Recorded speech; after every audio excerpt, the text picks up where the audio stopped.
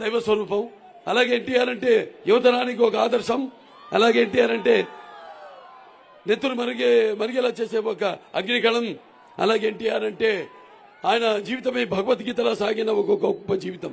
మరి ఆనాడు ఎన్టీ రామారావు గారు పార్టీని స్థాపించి ప్రతి తెలుగు బిడ్డ, ప్రతి తెలుగు మట్టి గడ్డ కూడా నేను తెలుగు వాడిని బయటకు వచ్చి సగర్వంగా చెప్పుకునే దమ్ము, ధైర్యం, తెగువ, సత్తువ, అహంకారానికి బదులు పెట్టి సానబెట్టి బయటికి తీసుకొచ్చి చెప్పించిన తెలుగుదేశం ఎన్టీఆర్.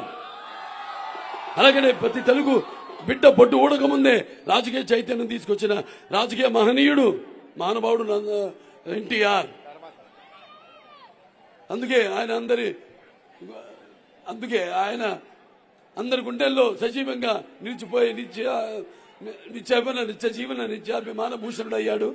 అలాగే అందరి మన గుండెల్లో శాశ్వతంగా నిలిచిపోయే ఒక నిత్యామృతాన్ని తాగిన దేవుడిలా మారాడు.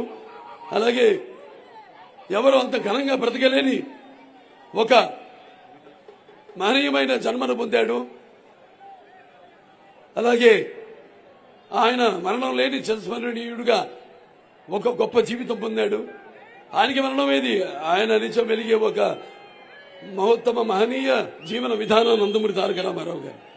ఆనాడు మరి రామారావు పార్టీని స్థాపించడం, అలాగే ఈ యొక్క రాజకీయాల్లో పదవులకు దూరంగా ఉన్న బడుగు బలహీన వర్గాలైతేనేమి, దాడిత పీడిత కులాలైతేనేమి వెనుక, అలాగే ఈ మైనారిటీలకైతేనేమి అందరికీ చేతునిచ్చి వాళ్ళని తీసుకొచ్చి అధికార పదవులతో అలంకరించిన మహానుభావుడు నందమూరి తారక రామారావు గారు. సరే, ఇక ఆయన రాజకీయాల్లోకి వచ్చి ఆయన ఎన్నో సాహసోపేతమైన పథకాలను ప్రవేశపెట్టడం జరిగింది. అందులో ముఖ్యంగా మనం చూస్తే ఎన్టీఆర్ రాజకీయాల్లో రాకముందు వచ్చాక ఆయన ప్రవేశపెట్టిన పథకాలు అందరికీ ఎంతో ఉపయోగకరమైనవి, ఎంతో ఆమోదకరమైనవి. మరి ఏ పార్టీ అయినా సరే ఆ పథకాలను ప్రవేశపెట్టి అమలు చేయాల్సిందే తప్ప, లేకపోతే వాళ్ళ పార్టీ పప్పం గడదు. That is NTR. అందుకే ఎన్టీఆర్ అంటే పేదల బాధ తెలిసిన, పేదవాడి ఆకలి బాధ తెలిసిన అన్న ఆయనే. అలాగే ఒక పేదవాడి బాధ తెలిసిన అన్న ఆయనే. అలాగే ఈ యొక్క జనానికి భవిష్యత్తు ఇచ్చిన అమ్మ ఆయనే. అలాగే ఆయనకు అండగా నిలిచిన ఆడపడుచులందరికీ ఆర్థిక స్వాతంత్రం ఇచ్చిన అన్న కూడా ఎన్టీఆర్. ఎన్నో ఈ యొక్క పథకాలు ప్రవేశపెట్టారు. మా దాంట్లో సరే అన్నది తెలిసినవి ముఖ్యమైనవి ఈనాడు యువతరం తెలుసుకోవాల్సింది. ఎందుకంటే మన చరిత్ర చాలా గొప్పది. ఆ చరిత్రకు మరి మనం గౌరవించి ఒక అభినవ అంబేద్కర్ అయితేనేమి, లేకపోతే ఒక అభినవ భగీరథుడు అయితేనేమి, అది ఎన్టీ రామారావు గారు. ఆనాడు తెలుగు గంగ అయితేనేమి, హెచ్ఎన్ఎస్ఎస్ అయితేనేమి, గాలేరు నగరి అయితేనేమి, ఇలాంటివి ఎన్నో. అలాగే ఆడవాళ్ళకి ఆస్తులు, తండ్రి ఆస్తులు సమానోక్యం ఇవ్వడం అయితేనేమి, ఇలాంటివి ఎన్నెన్నో కార్యక్రమాలు ఆనాడు చేపట్టడం జరిగింది. అలాగే మహిళల కోసం విశ్వవిద్యాలయం, పద్మావతి విశ్వవిద్యాలయం. ఎందుకంటే విశాఖపట్నం అన్నది ఒక విద్యాలయం. ఇక్కడ ఆంధ్ర యూనివర్సిటీ ఉంది. అలాగే ఎంతో మంది కళలకు కాణాచి ఈ ఉత్తరాంధ్ర, ఇటు విశాఖపట్నం అయితే విజయనగరం అయితేనేమి, లేకపోతే శ్రీకాకుళం జిల్లాలు అయితేనేమి, కళలకు కాణాచి. ఎంతో మంది కళాకారులు ఇక్కడి నుంచి, ఎంతో మంది విప్లవకారులు ఇక్కడి నుంచి, ఒక గురజాడ అయితేనేమి, ఒక సిసి గారు అయితేనేమి, అందరు కూడా పుట్టిన ప్రశస్తమైన ప్రాంతం ఈ ఉత్తరాంధ్ర. అటువంటి మరి ఆనాడు మహిళలకు ఒక తిరుపతిలో ఈ పద్మాలయ విశ్వవిద్యాలయం స్థాపించడం అయితే క్యాపిటేషన్ ఫీజు రద్దు చేసి అందరికి తీసుకోవడం ఏంటి, పేదలకే అందుబాటులో ఉన్న ఉన్నతమైన విద్యను తీసుకోవడం ఏంటి పేదవారికి. అలాగే రైతుల కోసం హార్స్ పవర్ యూనిట్ పవర్ 50 రూపాయలకి ఇవ్వడం అయితేనేమి, భూమి శిస్తు రద్దు చేయడం అయితేనేమి, మండలాలు ఏర్పాటు చేయడం, ప్రజల వద్దకు పాలన తీసుకోవడం అయితేనేమి, అలాగే ఈ యొక్క క్రాంతీయ పథకం కింద గ్రామాలకు సకల మౌలిక సదుపాయాలు కలగజేయడం అయితేనేమి, అలాగే రైతుల కోసం ఆనాడు సింగిల్ విండో సిస్టమ్ పెట్టి సహకార సంఘం కింద అన్ని ఒకే చోట లభ్యమయ్యేటట్టయితేనేమి, అలాగే పట్టణాలంటే సుందరీకరించడం అయితేనేమి. ఇక్కడ ఊడా పార్క్ ఉంది, నందమూరి తారక రామారావు సాగర తీర విరామం అది ఆనాడు మనందరూ కూడా బాగుండాలి, మన పరిసరాలు బాగుండాలి, మనం బాగుంటేనే మన ఆలోచనలు బాగుంటాయి.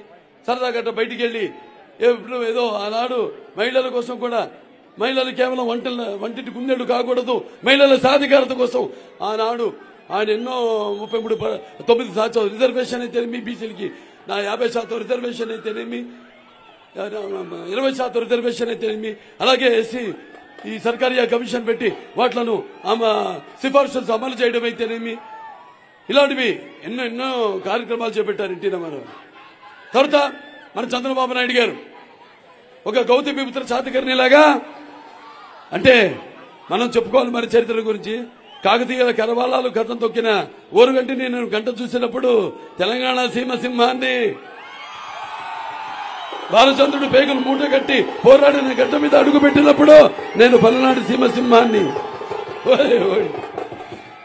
బొబ్బులి పులి దాంట్లో పాపారాయుడిని ఉద్వేగంతో తలుచుకున్నప్పుడు నేను బొబ్బులి సీమ సింహాన్ని, నాటు బామ్మల వేట గొడవల హింసావాదుల్ని ఎర్ర చేసి చూసినప్పుడు నేను రాయలసీమ సింహాన్ని.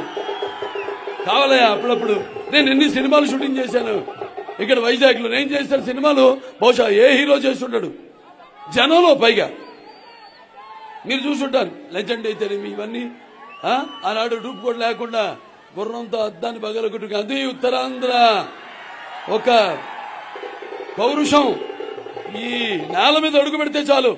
ఎలాగైతే నాకు ఎన్టీఆర్ అన్న 3 అక్షరాలు వింటే నా రక్తం ఉప్పొంగుతుందో, అలాగే తెలుగు అన్న 3 అక్షరాలు వింటే ఎలా అయితే నా వెంట్రుకలు నిక్కుపడుచుకుంటాయో, అలాగే ఉత్తరాంధ్ర అంటే మీరు చూపించిన గౌరవాభిమానాలు ఎప్పుడు షూటింగ్ వచ్చినా కూడా అసలు నన్ను నేను మర్చిపోయి ఇదే నా పుట్టిన ఊరుగా నేను భావించి, మీరు అంటే అభిమానానికి మించిన ధనం నేనేం సంపాదించలేదు, నా దగ్గర నుంచి ఏం ఆశించాను. మీరు ఓ మంచి సినిమా ఒక నటుడిగా ఆదరించారు. నా సినిమా ద్వారా ఒకటి మాత్రం నేను ఎప్పుడు వాటి గురించి ఆలోచిస్తుంటాను. సినిమా అనేది కేవలం మరి ఒక మనం వేసుకుంటున్న బట్టలు కానీ నిత్యపదరపు వస్తువు కానీ, నా సినిమాలు అనేవి ఆ సినిమా ద్వారా ఇప్పుడు ఒక సందేశాన్ని ఇవ్వాలి, ఒక ఆలోచన రేకెత్తించాలి. ఆనాడు సమాజమే దేవాలి, ప్రజల దేవుళ్ళు. నేను అందులో ఒక అర్చకుండి అని రామారావు గారు ఇన్ని పాత్రలు వేస్తారు. ఆయన పౌరాణికాలు చేస్తే ఆయన నటిస్తుంటే పౌరాణికాలు ప్రాణం పోసుకున్నాయి, జానపదాలు జావలీలు పాడాయి, అలాగే ఈ యొక్క సాంఘికాలు సామజ పరగమనాలు అయ్యాయి, పద్యం పదులెక్కింది, పాట నాటు నేర్చింది, కళామతాన్ని గలగల నమ్మిడింది, కన్నుల పండుగ చేసుకుంది, గలగల నమ్మింది. ఆనాడు మరి ఆయన మగటోలేని మహారాజుగా ఉన్నప్పుడు తెలుగు చలనచిత్ర పరిశ్రమలో ఆ తెలుగు చిత్ర పరిశ్రమ నుంచి నిష్క్రమించి ఈ యొక్క ప్రజలు ఎవరైతే ఆయన ఆ స్థాయికి రావడానికి కారకులో ఆ ప్రజల సేవలో ఆయన అంకితమై ప్రజలే సమాజమే దేవాలయ ప్రజల దేవుళ్ళను ఆందోళన ఒక దేవుడిని పార్టీని స్థాపించారు. తెలుగుదేశం పిలుస్తుంది రా కదలి రా అని ఆనాడు నిందించారు. అలాగే చంద్రబాబు నాయుడు గారి నాడు మనం రాష్ట్ర విభజన తర్వాత అవిభక్త రాష్ట్ర విభజన తర్వాత ఆయన ఎన్నో మరి రామారావు గారి మానసిక పుత్రిక ఆయన తెలుగుదేశం పార్టీని ఆయన ఎంతో క్రమశిక్షణతో ముందు కూడా నడుపుతున్నారు. తెలుగుదేశం పార్టీకి ఉన్న కార్యకర్తలు కానీ ఈ యొక్క ప్రపంచంలోనే ఏ పార్టీకి లేరు అన్ని నిస్సంశయం.